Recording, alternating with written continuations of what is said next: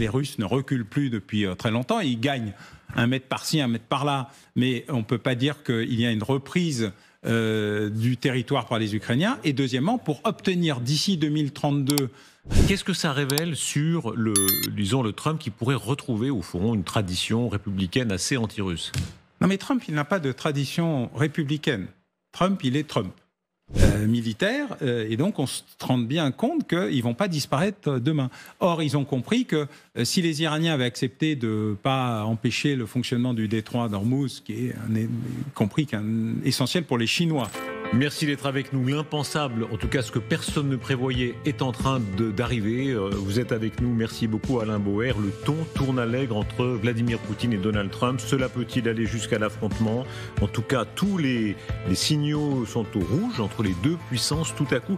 Écoutez Trump qui dit « On va livrer davantage d'armes aux Ukrainiens contre les Russes ». Monsieur le Président, avez-vous l'intention d'envoyer plus d'armes à l'Ukraine ? Nous allons envoyer quelques armes supplémentaires. Nous devons le faire. Ils doivent être en mesure de se défendre. Ils sont frappés très durement maintenant.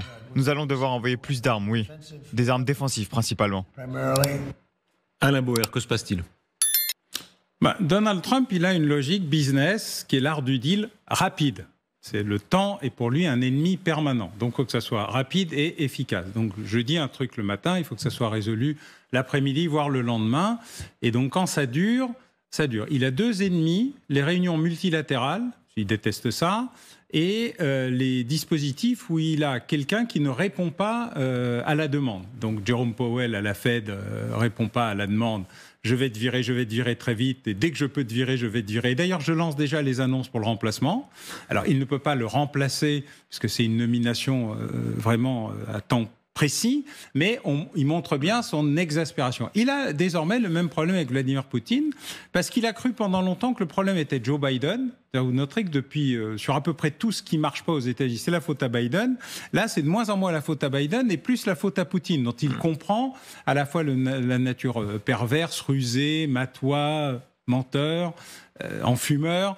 Et donc là, il est dans la phase j'ai essayé d'être gentil, j'ai essayé d'être moitié gentil, moitié méchant, et ben là, je vais montrer ce dont je suis capable. Ceci dit, sur l'affaire ukrainienne, Biden et Trump ont la même idée, c'est un emmerdement inutile. Le sujet est l'Indo-Pacifique. Tout ça nous évite de nous occuper des choses sérieuses. Donc, on essaye de s'en débarrasser vite, ça marche pas. Bon, on va essayer une autre méthode qui est je vais réaugmenter le niveau. On voit bien d'ailleurs exactement dans le fil de ce que vous dites comment les Ukrainiens et les Européens essaient d'attirer Trump sur ce terrain-là en lui disant, vous voyez, les Russes et les Chinois sont d'accord, donc si vous voulez combattre les Chinois, combattez les Russes avec nous. Oui, mais les Chinois ont donné l'élément qui manquait, la déclaration du ministre des Affaires étrangères qui dit en fait nous soutiendrons la Russie jusqu'au bout car c'est le seul moyen que nous récupérions Taïwan. Et comme vous le disiez tout à l'heure, c'est intéressant de voir que les 2 sujets de ces livres sur les coulisses de la réalité sont rattachés en fait au même élément, c'est-à-dire une reconstitution du monde qui était ce que Brzezinski, l'architecte du chaos, parce que c'est quand même à lui qu'on doit et l'Afghanistan et l'affaire ukraino-russe, avait imaginé, qui était sortir la Russie du jeu impérial pour n'en faire qu'un petit pays. Là, la Russie se reconstruit comme un empire en s'alliant avec l'autre empire que les Américains n'avaient pas vu vraiment venir en pensant que tout ça ne serait que du business, et ils se rendent compte que les empires ont une histoire. Et en fait, nous vivons la revanche, je dirais même la vengeance de l'histoire et de la géographie. Le retour des empires, l'Empire ottoman, la Turquie, l'Empire perse, l'Iran, l'Empire chinois, et puis ce empire qui ne veut pas mourir, qui est le russo-orthodoxe. Est-ce que Trump peut revenir aux fondamentaux républicains classiques, quand même assez anti-soviétiques, anti-russes, anti-communistes, même si ça n'est plus le communisme qui est au pouvoir à Moscou. Il y a cet audio qui a été retrouvé, cette déclaration qui a été retrouvée par CNN, c'était lors d'un rassemblement de donateurs pour l'élection présidentielle en 2024. Où Trump aurait affirmé avoir menacé le président de la Russie, Vladimir Poutine. J'ai dit à Poutine, dit-il, si vous entrez en Ukraine, je vais bombarder Moscou à mort. Je vous dis que je n'ai pas le choix. Il a dit, ça n'est pas possible. J'ai dit, si, c'est possible. Il m'a dit, je ne te crois pas. Mais en réalité, il m'a cru à 10%. Alors, c'est du Trump pur sucre avec le mélange un peu hableur, un peu joueur, etc. Mais Est-ce que ça révèle Je ne crois pas fond... que c'était en 2024, par ailleurs. La déclaration date de 2024, visiblement. C'est ce que CNN dit. Oui, je crois que c'était un peu plus... la révélation est peut-être de 2024, mais je crois que ça date de 2020 par là. Qu'est-ce que ça révèle sur le Trump qui pourrait retrouver, au fond, une tradition républicaine assez anti-russe? Non, mais Trump, il n'a pas de tradition républicaine. Trump, il est Trump. Le reste n'existe pas. Il a maté le Parti républicain, il en a pris le contrôle, le pouvoir. Il n'y a quasiment plus de républicains historiques disponibles. Les seuls qui sont encore là expliquent qu'ils ne se représenteront pas la prochaine fois après une sorte de baroud d'honneur où se font battre aux élections primaires par des vrais Trumpistes de la base MAGA. Non, là, il veut affirmer que maintenant, il en a vraiment ras-le-bol. Et donc, soit il se retire, ce qui permet d'affaiblir les Européens, mais il se dit, donner un tel pouvoir à la Chine, qui est une sorte d'étouffeur ottoman, c'est la Chine veut la Sibérie. Elle veut récupérer les matières premières, tout ce qui est disponible, parce que pour elle, c'est un enjeu de survie et de développement dans son contrôle total des terres rares et des hydrocarbures. Et deuxièmement, il se dit, oui, mais en fait, il faut que je déconnecte la Russie de la Chine. J'ai essayé, ça ne marche pas. La période gentil flic n'a pas marché, je vais faire méchant flic. Mais c'est Trump par rapport à Trump. La doctrine républicaine, il n'y a plus de républicains pour la mettre en avant. Ils ont soit disparu, soit ils sont hors service, et l'équipe qui est autour de Donald Trump écoute Donald Trump. À part sa directrice de cabinet, la secrétaire générale de la Maison-Blanche, qui est le seul homme dans la pièce, comme il le dit, Mme Wiles, le reste est aujourd'hui totalement inexistant. Il reste Stephen Miller, qui lui s'occupe des 7 000 milliards de dollars, parce que la guerre, elle est économique et financière, hein. Le sujet essentiel, il est aussi celui-là, comment financer l'immense déficit budgétaire colossal américain, qui est renforcé par le Big Bill, le Big Beautiful Bill qu'il vient de faire voter à l'arraché, mais qu'il a réussi à faire voter. Donc ces éléments cumulés amènent à plusieurs guerres en même temps. Trump gère toutes ces guerres dans une logique qui est « je veux gagner, je prends tous les moyens qu'il y a de gagner, soit je négocie, voilà. » Et il veut sortir de TACO. Trump's always chills out, c'est-à-dire Trump recule toujours. Trump est une poule mouillée, ça l'agace. Il a commencé à régler cette question avec le bombardement de l'Iran, genre je peux le faire, et il s'est dit en fait ça marche pas si mal. Y a-t-il pris goût ? C'est la question, effectivement. Ce qui s'est passé en Iran, est-ce que ça lui montre une opération maîtrisée dans le temps ? Il faut lui donner ce crédit. Il a arrêté. Et est-ce qu'il se dit, tiens, peut-être qu'avec la Russie, je peux avoir le même type de force ? En même temps, il dit, la gestion des tarifs douaniers, en fait, je recule au 1er août parce que ça devait être le 14 juillet. Donc, je montre que je sais négocier. Je sais que je vais obtenir des tas de concessions d'à peu près tout le monde. Et donc, de toute façon, ça sera une victoire le 1er août. Et ceux qui ne plieront pas, en fait, payeront le prix, car ils ont plus besoin de moi que moi d'eux. Et puis il se dit, en fait, je peux montrer que je suis un chef de guerre. En fait, chef de guerre, c'est super. Il y a un moment Trump, sur notre plateau l'autre jour, Thierry Breton, il n'est pas suspect d'être pro-Trump. On peut pas dire. Non, qui dit, je dois avouer qu'il se débrouille pas mal. Les cours de la bourse. Tant de commentateurs ont dit, vous allez voir, ça va être l'apocalypse avec les droits de douane. Non, au lieu de ça, la bourse est en train de monter. Si on regarde sur un mois, tout le monde... Et les recettes douanières américaines aussi. Alors, très largement, pas suffisamment pour renflouer le déficit commercial, mais suffisamment pour assécher ce que Stephen Miller expliquait dans sa note de décembre de l'année dernière, où il disait, en fait, nous devons faire baisser le dollar est en chute libre. Sa valeur par rapport à l'euro, vous voyez la courbe, elle est impressionnante. Trump aime ça. Il le veut. Nous devons assécher les marchés financiers pour qu'ils payent la dette, notre dette, et on doit leur vendre des produits, en échange de quoi on les protégera, puisqu'ils sont infoutus de se défendre eux-mêmes. Et en fait, dans la réalité, tout est aligné avec une rationalité qu'on n'avait pas vu venir, ou en tout cas que les ennemis de Trump se refusaient à prendre en compte en considérant qu'il était dingue ou fou. Pas du tout. Il a une rationalité parfaite, totale. Et quand Thierry Breton, qui effectivement non seulement n'aime pas Trump, et Trump l'aime pas beaucoup non plus, dit en fait il se débrouille pas si mal, en fait tout le monde découvre qu'il y a une rationalité structurelle très cohérente chez Trump, dont les excès masquent la dureté, mais il a une colonne vertébrale qui est business, le rapport coût-avantage. Alain Bauer, si on regarde froidement les choses, le rapport de force États-Unis-Russie, je ne sais pas si vous voyez sur Instagram, c'est la mode maintenant, il y a des jeux, et on affronte deux puissances, n'importe laquelle, et on fait un Kriegspiel, on fait Luxembourg versus n'importe quoi, enfin voilà. Suisse. Suisse, si vous voulez. Qui gagnerait ? Et puis on met les troupes, l'aviation, etc. Russie, États-Unis, en l'état réel, indépendamment de Trump, de Poutine, de tout ce qu'on voudra, est-ce qu'il y a un tel différentiel de puissance aujourd'hui ? Non, pas sur le nucléaire. Sur tout le reste, oui. En fait, la Russie a d'immenses capacités conventionnelles vieillissantes. Sa guerre en Ukraine l'a dépouillée d'une partie, y compris de ses équipements modernes. Elle a un avantage sur les drones, mais non pas les siens, mais les drones iraniens, parce que désormais, elle les produit sur place, ce qui explique. Hier, il y avait 700 drones qui ont attaqué l'Ukraine, et elle arrive à en produire, on va dire, une dizaine de milliers ou une vingtaine de milliers par mois. La Chine annonce qu'elle peut en produire 300 000 par mois. Ça vous donne une idée. Les États-Unis sont très en retard parce qu'ils fabriquent des gros drones lourds dans une logique de dissuasion. Tu m'attaques avec un petit drone, je vais t'en envoyer un très très gros. GBU 57 sur l'Iran. Mais au-delà de ça, la Russie est capable de faire très mal aux États-Unis. D'abord parce que les dômes ne peuvent pas couvrir l'ensemble des États-Unis, ils peuvent couvrir des morceaux. Vous avez vu qu'ils sont efficaces en Israël, par exemple, à 90%, mais seulement à 90%. L'ampleur des dégâts des attaques iraniennes et houthis en Israël n'est encore pas totalement estimée.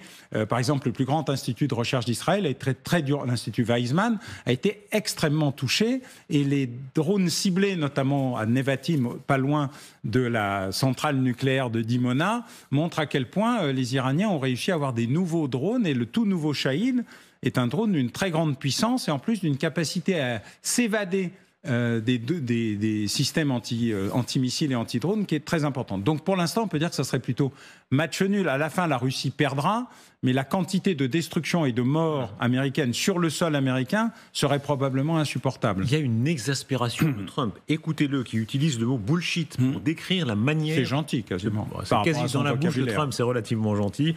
Enfin, quand même, visiblement, l'idylle est terminée entre les deux. Je ne suis pas satisfait de Poutine.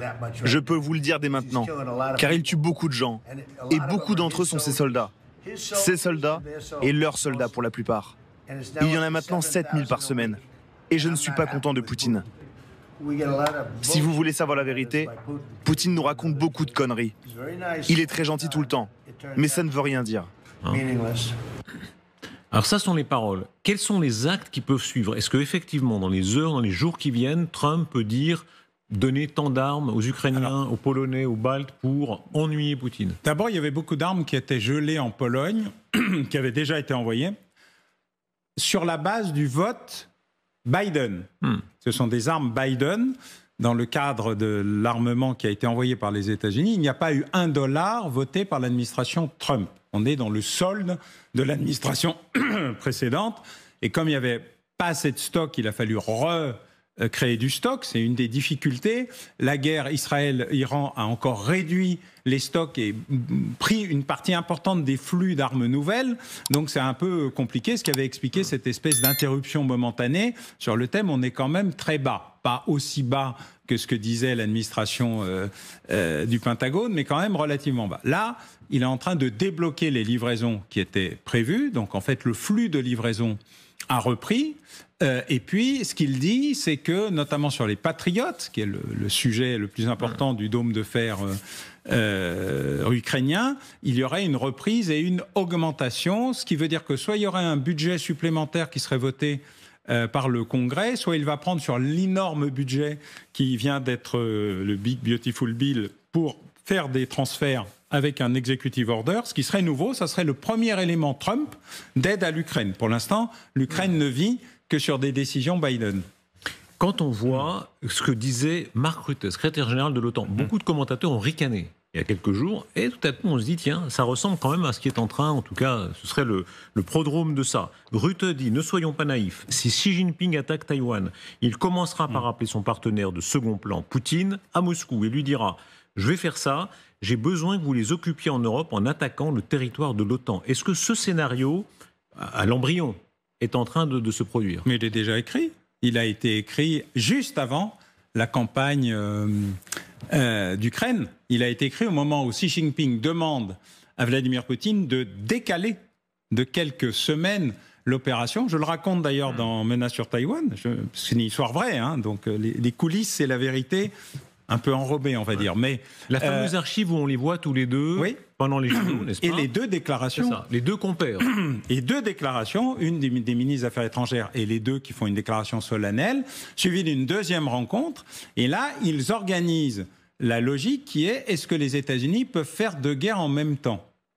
Réponse, d'après les Américains eux-mêmes, ils ne peuvent pas faire de guerre en même temps. Et la démonstration par l'Iran a été de dire jusqu'où on peut affaiblir les Américains sur une question essentielle, la production d'armes, la production de munitions et le contrôle des stocks. Car les Coréens du Nord, les Chinois et les Russes ne détruisent jamais leurs vieux stocks. Jamais. Ils les gardent, on ne sait jamais, ça peut servir. Et vous voyez sur le terrain ukrainien des T-54 de 1954, des T-72 de 1972, des T-82, c'est des chars de 1982, des vieilleries absolument invraisemblables. Qui servent quand même. Ça sert.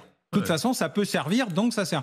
Et comme c'est une immense boucherie et que la logique, c'est la masse contre la technologie, la Chine a compris quelque chose depuis la guerre de Corée, qui est le modèle de la guerre d'Ukraine et le modèle des guerres à venir, c'est la masse et la technologie. La Chine réarme en haute technologie autant qu'elle réarme en quantité.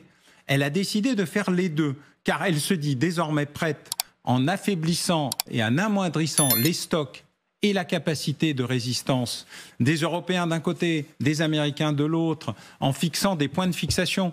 La Moldavie ici, l'Estonie peut-être un jour, les pays baltes, parce que pourquoi pas.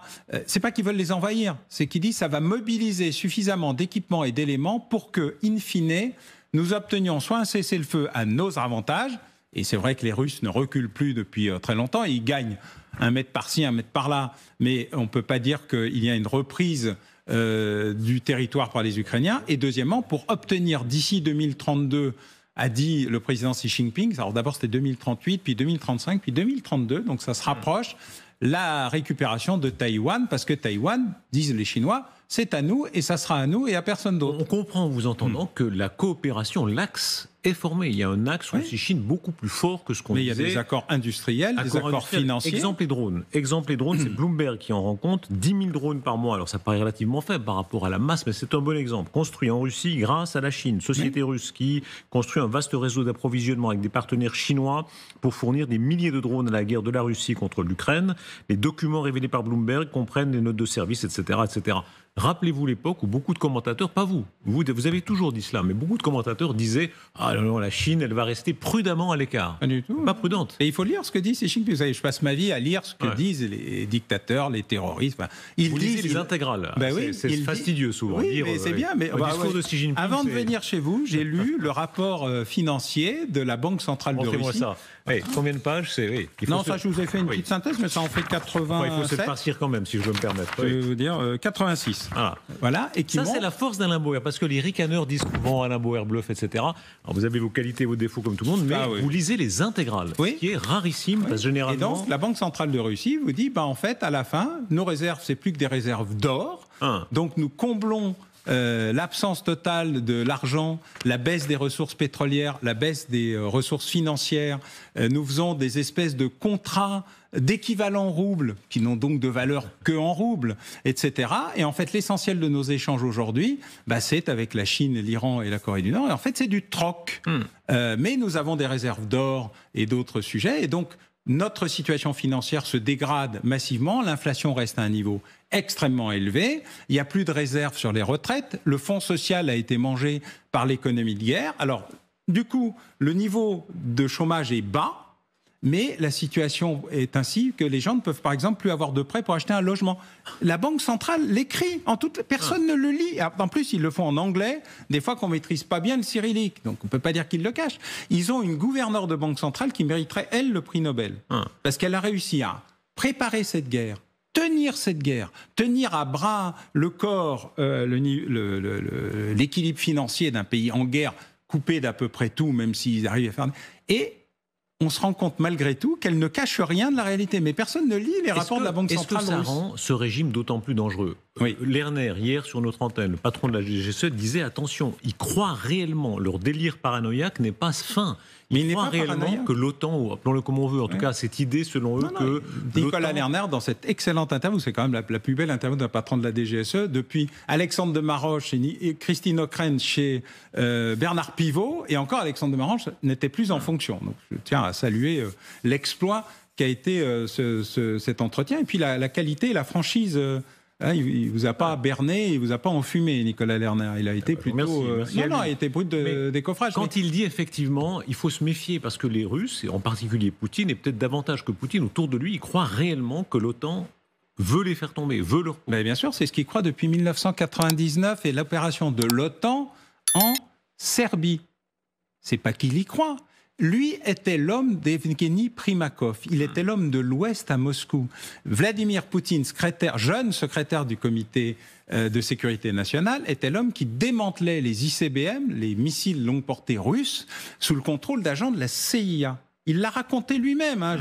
Moi, je le raconte, mais parce que je vais chercher les archives. Mais là, c'est une archive vidéo. C'est pas un document secret déclassifié ou passé en clandestin. Donc, il raconte ça et il dit.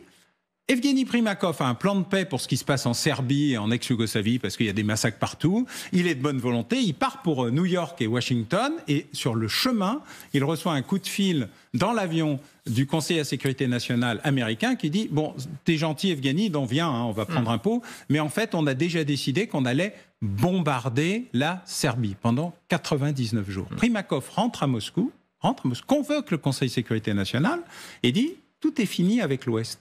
Tout est fini. » Pendant des dizaines d'années, nous avons cru qu'ils étaient les gentils et que nous étions les méchants. En fait, ils sont les mêmes.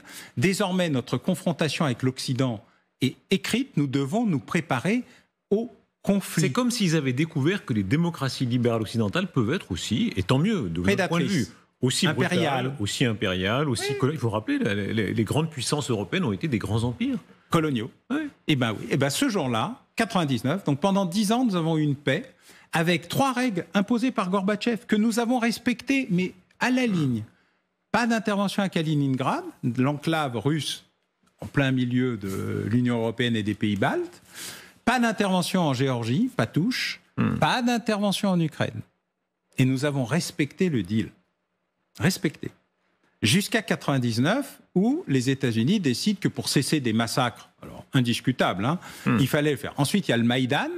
Le Maïdan, c'est la révolte du peuple ukrainien contre le gouvernement pro-russe qui a pris la place d'un gouvernement pro-occidental de manière très démocratique. Et les Russes disent c'est un coup d'État, ça n'est pas une élection. Depuis 2014, vous avez organisé un coup d'État. Parce que dans leur vision complotiste, ça ne peut être que des manœuvres. Oui, il y a eu beaucoup de morts au Maïdan et c'est un sujet qui est encore aujourd'hui un peu douloureux pour tout le monde.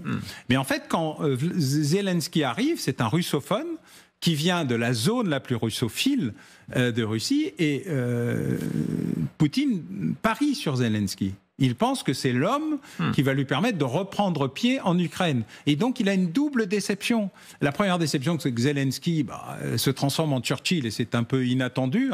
Personne n'aurait parié sur ça.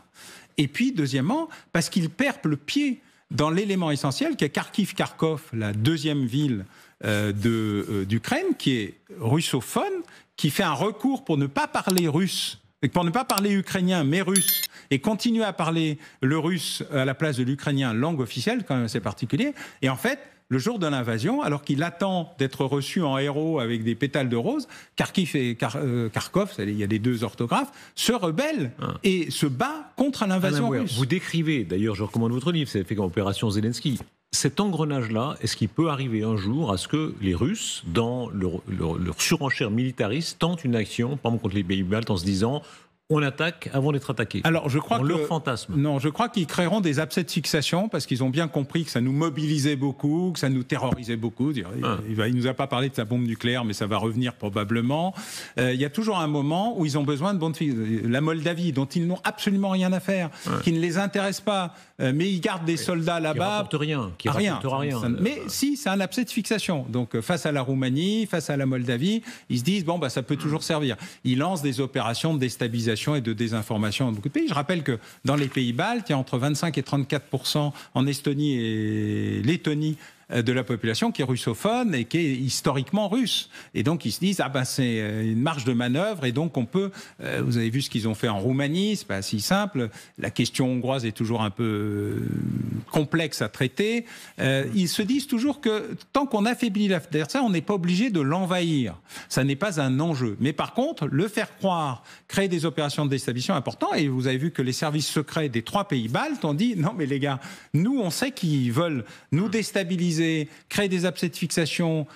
Par contre, si par hasard, ou par malheur, il y avait un événement sur le corridor de Slovaquie ou Kaliningrad, alors là, il y aura une réaction russe d'une extrême brutalité. Et donc, il faut aussi faire attention aux provocations et aux provocateurs. Alain Bouer, est-ce qu'on vit un moment très grave où les Américains sont un peu moins forts que ce qu'on pensait? Il y a beaucoup de signaux sur le fait que, ce que vous disiez, c'est que face aux Chinois, peut-être, il y a des Kriegspiel qui montrent qu'ils perdraient un certain nombre par exemple, de porte-avions dans une guerre contre les Chinois. On vivait beaucoup dans l'illusion quand même qu'on avait le grand frère américain derrière nous. On pouvait s'agiter qu'en cas vraiment de pépin, il allait nous protéger, être le plus puissant. Sur la zone Indo-Pacifique, les Chinois ont plus de porte-avions modernes il n'y a de porte-avions américains. Globalement, il y a plus de porte-avions américains que de porte-avions chinois, mais beaucoup de ces porte-avions sont anciens et surtout sont fragiles parce que les Chinois vous disent « mais nous, on n'a peut-être pas vraiment besoin de porte-avions, on a besoin de porte-drones ». Et quand ils vous sortent au salon le Bourget chinois, dont je n'arrive pas à prononcer le nom, donc je ne vais pas essayer, un porte-drone, un avion porte-drone, un bateau porte-drone, une barge porte-drone et même un sous-marin porte-drone avec 10 à 20 000 drones dans chaque porteur, on se rend bien compte qu'on n'est pas avec nos 12 avions sur un bateau. Et en plus, ils n'ont du coup pas besoin d'une immense flotte autour de ce bâtiment. Un porte-drone avec 10 000 drones, ça vaut 10% du prix d'un porte-avions. C'est très angoissant pour nous. On a quand même vécu dans l'idée, moi je me rappelle la guerre du Golfe, la première, 91, on se disait, quand même, face aux soviétiques, la puissance américaine avait beaucoup d'avance. Ce n'est plus le cas. Non, parce que les Chinois ont décidé de se réarmer, qu'on l'a pas vu, enfin qu'on n'a pas voulu le voir, parce que j'ai beaucoup de collègues à Singapour, en Inde et ailleurs, qui sonnaient l'alarme. Mais comme toujours, une fois une catastrophe arrivée, vous passez votre temps à découvrir qu'il y a des tas de gens qui vous ont dit Fukushima, c'est pas une bonne idée de le construire ici, ce truc-là, attention, ils vont nous tomber sur la figure. Les collègues qui ont expliqué le 7 octobre, que le 7 octobre allait arriver en juillet, collègues israéliens, mes collègues, qui ont écrit dans des notes très publiques, académiques. Vous savez, il va se passer quelque chose, c'est en train de se préparer. Et le service du renseignement militaire qui dit oui, non, ils peuvent pas. Enfin, l'arrogance est un truc très très compliqué, donc il faut être très prudent. Nicolas Lerner était très honnête là-dessus, en disant on récupère beaucoup d'informations, on a un vrai sujet sur l'analyse qui doit montrer une sorte de réarmement. D'ailleurs, jusqu'à 2015-2016, l'attentat de Nice, on ne savait pas empêcher un attentat en France, on en empêchait très peu. Depuis, la DGSI comme la DGSE, d'ailleurs dirigée dans les deux cas par Nunez puis Lerner, ont réussi à empêcher 10 fois plus d'attentats qui n'ont pas eu lieu que ce qu'on faisait avant. Donc c'est un changement de paradigme. Accepter de croire que ce qu'ils disent est possible et ne pas les sous-estimer. Tout à fait dans ce que vous dites. Écoutez, cette archive extraordinaire, elle date de 2023. Poutine et Xi Jinping qui dit « L'avenir est à nous, cher ami ». Et beaucoup de commentateurs à l'époque ont dit « Oui, mais enfin on exagère ». Non, on n'exagère pas. Ils disaient déjà ce qu'ils allaient faire. Écoutez. Des changements qui ne se sont pas produits depuis 100 ans arrivent et nous les réalisons ensemble.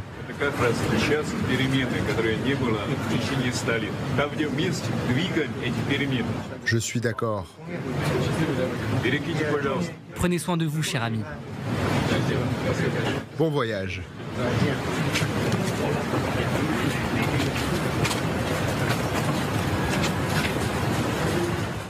Attardons-nous, Alain Bauer, sur cette image. Ces deux hommes qui représentent le pays le plus peuplé de la Terre et le pays le plus grand de la Terre, qui évidemment ne sont pas amis au sens sentimental du terme. Staline voulait nucléariser la Chine en disant ce sera notre ennemi.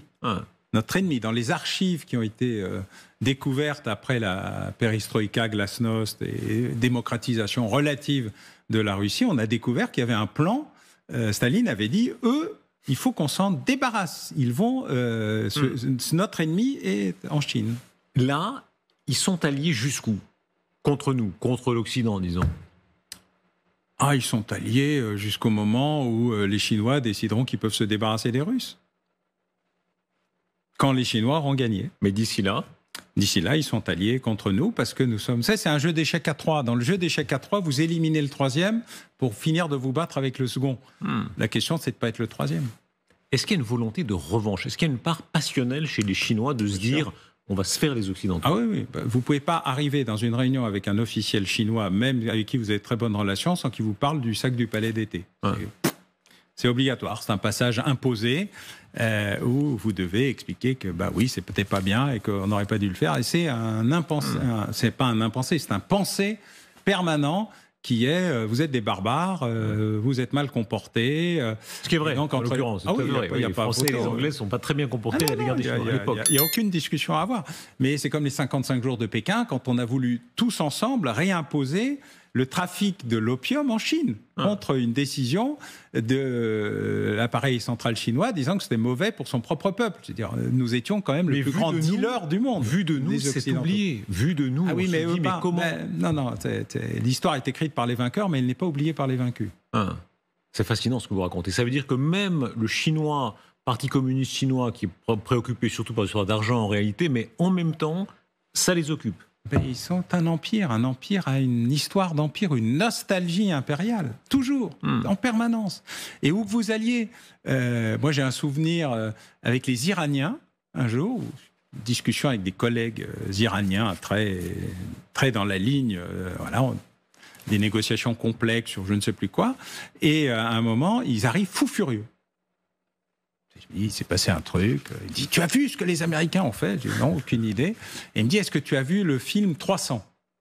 Je dis, non. C'est une sorte de péplum qui raconte la bataille où quelques centaines de Spartiates se battent et empêchent, la bataille Thermopyles, empêchent les Iraniens, enfin les Perses. Je me dis, non, mais qu'est-ce qu'il y a dedans? Et ils me disent, ils ont transformé l'empereur, ça doit être Xerxès, en drag queen.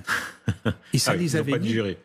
Non, mais c'est comme si, enfin, je veux dire, c'est un film hollywoodien de troisième zone qui n'a aucun intérêt. Mais alors, ça les a mis dans un état absolument invraisemblable. Et quand vous regardez la production cinématographique chinoise, ce que je fais beaucoup, y compris dans le livre, parce que j'ai découvert qu'ils avaient passé un temps infini à recréer des héros chinois comme des héros turcs qui se battent contre l'impérialiste américain. Et donc, c'est une culture qu'ils ont créée de préparation au conflit.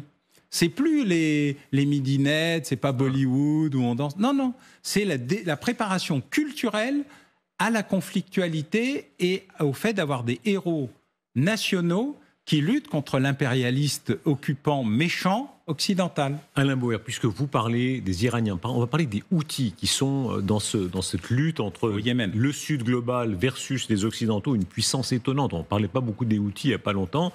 On les découvre, on les redécouvre. On découvre même ce soir qu'ils ont gardé des moyens de nuisance considérables. C'est une grande part du commerce international qui passe par là. Regardez ces images très impressionnantes. C'est l'attaque des Houthis contre ce cargo Magic 6, voilà. Le navire grec battant pavillon libérien a été bombardé à plusieurs reprises. Regardez bien les images où on voit comment se passe la partie de l'attaque, puis le bombardement et ce bateau. Alors là, ils sont en train de pénétrer dans le bateau, ils s'en rendent les maîtres.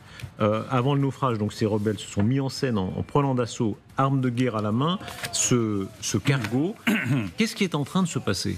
D'abord, ils montrent leur pouvoir de nuisance malgré les bombardements incessants des Israéliens. Je précise qu'ils leur envoient toujours une demi-douzaine de drones par semaine. Donc les Israéliens bombardent les ports, les installations, etc. Et ils sont toujours là parce que les Houthis sont totalement intégrés dans la réalité yéménite. Je précise d'ailleurs que les Yéménites, c'est vraiment les soldats de base, l'architecture militaire, les Spartiates de la zone, c'est eux. Toute l'architecture, par exemple, historique de l'armée saoudienne, c'était des Yéménites et des Houthis. Donc évidemment, quand on envoyait des Houthis se battre contre des Houthis, ça tirait au-dessus, ça tirait à côté, ça tirait en dessous, mais ça marchait pas très bien.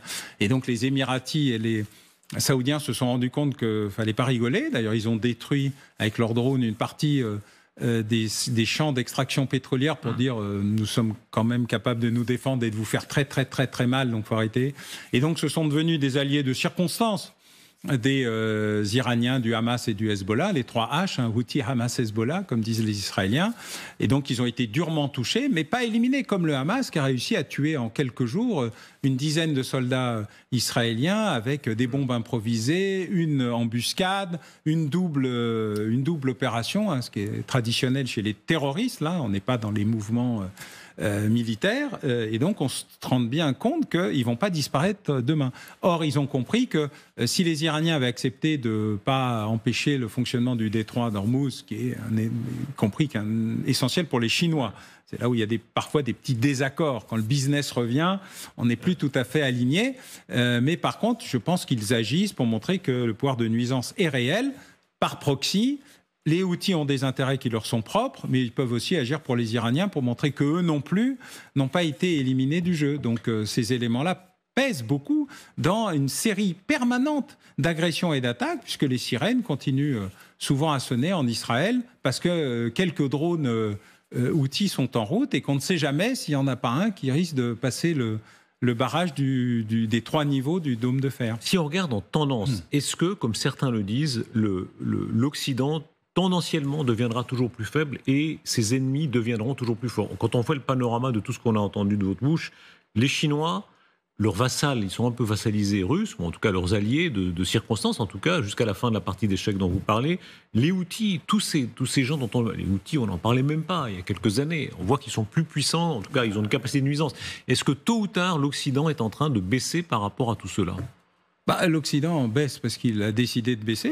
Personne, c'est pas parce qu'il est attaqué qu'il baisse. C'est parce qu'il baisse qu'il est attaqué. C'est l'inverse, en fait. L'Occident a décidé depuis 1989 et la chute du mur que la globalisation heureuse était là, que des bisounours gambadant dans la luzerne allaient faire Erasmus d'un côté et du business de l'autre. L'Europe surtout. Non, même les États-Unis. Les États-Unis ont beaucoup désarmé, curieusement. Le problème des États-Unis, c'est que la plupart de leurs lignes de production ont fermé. Ils ont du mal à refaire des stocks parce qu'il a fallu rouvrir des lignes de production d'à peu près tout d'ailleurs. Que leurs équipements lourds et compliqués, chers et qui ne marchent pas toujours, comme le F-35. C'est Elon Musk qui dit que c'est un grosse bullshit, comme dirait, parce que ça marche mal, que c'est compliqué. Est-ce que c'est un manque de rage ? Hier, vous parliez de l'interview de Lerner. Hier, Nicolas Lerner il cite ce livre et cette fameuse maxime que et Poutine et Netanyahou, les deux qui sont tout sauf détendre, et c'est des euphémismes, revendiquent. Si quelqu'un veut te tuer, lève-toi et tue le premier. C'est le livre de Ronan. C'est la logique, effectivement, des Israéliens, c'est la logique revendiquée de la guerre préventive. Ça, c'est pas notre logique. Et vous noterez que dans votre entretien d'hier avec Nicolas Lerner, il a cité un film qui m'a un peu surpris, parce que c'est pas un film gros bras et muscles, c'est un film tout en finesse et en complexité, pas un film facile, mais un film très intéressant, qui sont Les Patriotes. Et je crois qu'il a marqué 3 choses. 1, le retour au patriotisme, donc le fait que dans ce pays, comme dans l'Union européenne, il va falloir revenir sur des bases. 2, le retour à la capacité de force. La force et la puissance vont ensemble, et donc c'est pas en étant mou et veule et lâche qu'on va obtenir quelque chose de quelqu'un qui a décidé que s'il pouvait vous écrabouiller, il allait le faire, et dont la logique, la doctrine militaire, depuis l'Empire tsariste, pour les Russes, c'est l'escalade pour la désescalade.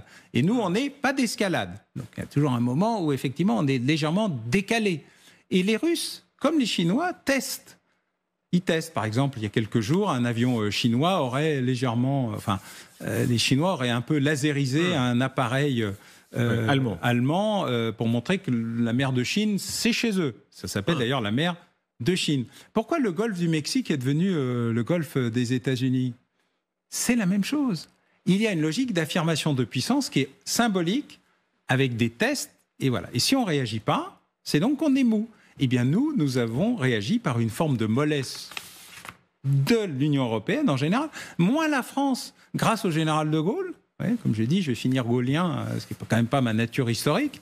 Mais la réalité, c'est que si nous sommes encore l'ombre d'une puissance, c'est grâce au legs du général de Gaulle, et en doctrine, et en moyens, et en équipement. Et ce qui est terrifiant, c'est que depuis les années Giscard, on va dire, la croyance dans le business et le marché vont permettre d'éviter les conflits reste une sorte de mystère absolu auquel une partie d'entre nous a cru, parce que c'était sympa d'y croire, oui, le mur allait tomber, oui, on allait s'aimer. Eh bien non, à un moment ou à un autre, les pays, les États, les nations, les peuples, ils se rappellent de qui ils sont. Alain Bauer, je vous rends le rapport de la Banque de Russie. Je ne vais pas vous priver de vos lectures. Je vais vous couchiez avec vos plaisirs personnels. Je rappelle vos livres. Opération Zelensky, menace sur Taïwan. Merci beaucoup. La guerre qui est, la guerre qui vient. Alors, dans cette vidéo, nous revenons sur l'intensification des tensions géopolitiques entre les États-Unis, la Russie et la Chine, sur fond de guerre en Ukraine et de recomposition des alliances mondiales.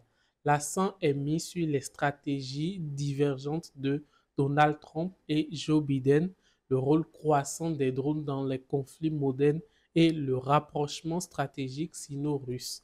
L'affaiblissement progressif de l'influence occidentale soulève des questions sur l'équilibre des forces à venir. Le monde se dirige-t-il vers une nouvelle ère de confrontation globale? Est-ce que l'Occident peut-il s'adapter à cette multipolarité naissante?